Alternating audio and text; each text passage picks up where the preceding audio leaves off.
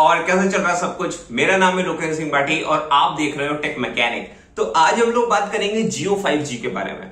तो जैसे कि आपको पता है कि जियो 2021 में 5G लाने वाला था और जियो ने अब 5G की टेस्टिंग शुरू कर दी है।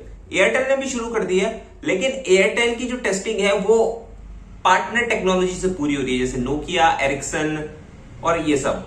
लेकिन जो जियो के 5G ट्रायल्स हो रहे हैं मुंबई में, उसमें जियो अपनी खुद की टेक्नोलॉजी यूज कर रहा है, जो कि एक बहुत बड़ी बात है। और इसका जो बेनिफिट है वो एंड में कंज्यूमर को मिल सकता है, ठीक है ना। क्योंकि अगर कोई खुद सब कुछ बनाता है तो साफ सी बात है उसको कॉस्ट थोड़ा कम पड़ता है, लेकिन अगर कोई किसी से लेके या कहीं से आउटसोर्स करके बनाता है तो उसके लिए थोड़ा कॉस्ट ज्यादा हो जाता है। तो इस वजह से ऐसा हो सकता है कि जो 5G रिचार्ज हो जियो के, वो एयरटेल से थोड़े सस्ते हो। अब ये सब तो बाद की बात है, अभी हम बात करते हैं कि टेस्टिंग और ट्रायल का क्या सीन है। तो जियो ने मुंबई में खुद की टेक्नोलॉजी से ट्रायल्स चालू कर दिए, लेकिन जो दिल्ली और गुजरात और दूसरी जगह में जो ट्रायल्स होंगे उसमें वो पार्टनर्स की हेल्प लेगा, जैसे कि एरिक्सन। और जो 5G इंडिया में आएगा, जो फर्स्ट 5G आएगा, वो मिलीमीटर वेव्स वाला नहीं होगा। क्योंकि मिलीमीटर वेव्स वाला जो 5G होता है ना भाई, वो स्ट्रीट लाइट की तरह होता है।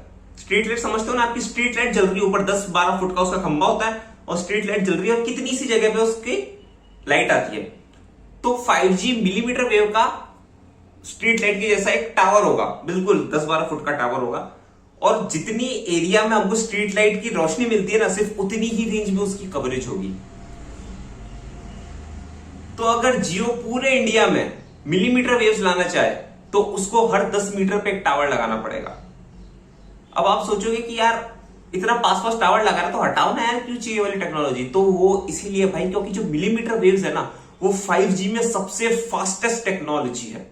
5G बहुत तरीके का है, तो उसमें जो फास्टेस्ट 5G है ना, वो मिलीमीटर वेव्स वाला ही है। लेकिन मिलीमीटर वेव्स वाला महंगा इतना है कि भाई उसको इंप्लीमेंट करना ही बहुत मुश्किल है। वो बहुत आसानी से ऑब्स्ट्रक्ट हो जाता है, बहुत आसानी से उसके सिग्नल वीक हो जाते हैं। तो इतनी वीक है 5G की मिलीमीटर वेव। तो मिलीमीटर वेव का इंडिया में अभी आना तो बहुत मुश्किल है। तो इंडिया में फिर कौन सा 5G आएगा अगर मिलीमीटर वेव नहीं आई तो इसके लिए दो फैक्टर है। पहला फैक्टर कि भाई जिसकी रेंज ठीक ठाक हो, ऐसी वाली फ्रीक्वेंसी हमको यूज करनी है। दूसरा, जिसमें डेटा की स्पीड्स बहुत ज्यादा कम ना हो जाए। और तीसरा ये है भाई कि इंडिया में जो 5G स्मार्टफोन आ रहे हैं वो कौन सा 5G बैंड सपोर्ट करते हैं। तो उसके हिसाब से जियो, वोडाफोन, एयरटेल को अपनी 5G टेक्नोलॉजी डेवलप करनी पड़ेगी ताकि इंडियन 5G स्मार्टफोन्स को वो सपोर्ट कर सके। तो अभी जितनी टेस्टिंग हुई है उसमें एयरटेल ने और जियो ने दोनों ने 1 गीगाबिट्स पर सेकंड की स्पीड टच कर ली है। तो ये बहुत अच्छी बात है, लेकिन ये सारे लैब रिजल्ट्स हैं और लैब रिजल्ट्स में यही होता है कि रियल वर्ल्ड से बिल्कुल अलग होते हैं। रियल वर्ल्ड में यूजर्स करोड़ों में होते हैं, लैब टेस्ट में यूजर्स करोड़ों में नहीं होते।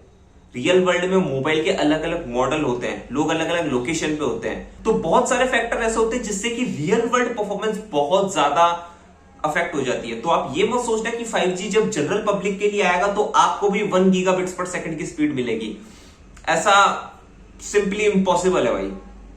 मतलब 5G आया, शुरुआत में जैसे पहले दिन मान लो आया, रिचार्ज खुले या फिर सिम आई, जो भी है रिचार्ज जाएंगे वैसे तो 5G रिचार्ज, उसके लिए शायद आपको अपना सिम कार्ड भी अपग्रेड करना पड़े।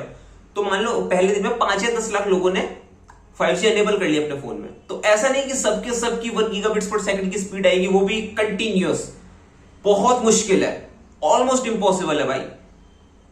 4G से अच्छी स्पीड्स आएगी ये मैं मानता हूं और ये मैं कह भी सकता हूं कि 4G से बहुत सी स्पीड्स आएगी, लेकिन 1 गीगाबिट्स पर सेकंड इम्पॉसिबल है भाई। हो सकता है कि 1 सेकंड के लिए वो टच करके आ जाए। मतलब होता है ना कि जैसे आप कोई फाइल डाउनलोड कर लो तो 1 सेकंड के लिए 1 गीगाबिट्स पर सेकंड की स्पीड आ जाए, लेकिन कंटिन्यूअस स्पीड तो नहीं रहेगी। और वैसे भी इतनी स्पीड चाहिए भी नहीं, ठीक है ना, क्योंकि लोगों को 4G की स्पीड से भी कोई इतनी ज्यादा दिक्कत नहीं है।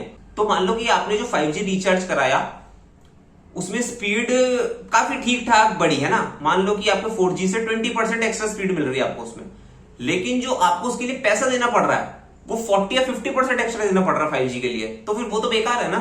5G का फायदा तब है जब आपको 4G के कंपैरिजन में एक अच्छी डील मिले। 5G आप तभी लोगे, वरना 4G से लोगों को कोई ज्यादा दिक्कत नहीं है। इंडिया में अभी बहुत सारे, ऑलमोस्ट सब लोग यही हैं जो 4G यूज कर रहे हैं। लेकिन कुछ लोग ऐसे भी है जो 3G और 2G यूज कर रहे हैं। मैं तो ये तक कह रहा हूं कि जो एयरटेल यूज कर रहे हैं, जो स्मार्टफोन महंगे महंगे स्मार्टफोन में एयरटेल यूज कर रहे हैं, वो भी कभी कभी 3G पे आ जाते हैं, क्योंकि एयरटेल कभी कभी अपने सिग्नल को 4G से 3G पे ड्रॉप कर लेता है, बेटर कवरेज के लिए, कॉलिंग के लिए, किसी भी चीज के लिए वो, लेकिन वो 3G पे ड्रॉप कर लेता है। तो ऐसा है कि अभी तक 3G टेक्नोलॉजी पूरी तरीके से एलिमिनेट नहीं हुई है, उसी तरीके से 4G भी पूरी तरीके से एलिमिनेट नहीं हो जाएगी 5G के आने से।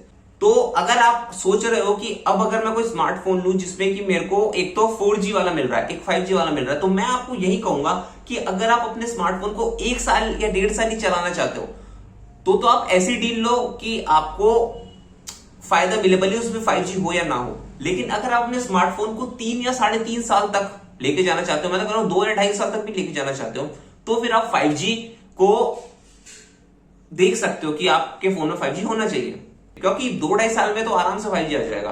तो फिलहाल इस वीडियो में इतना ही, मिलते हैं अगले वीडियो में।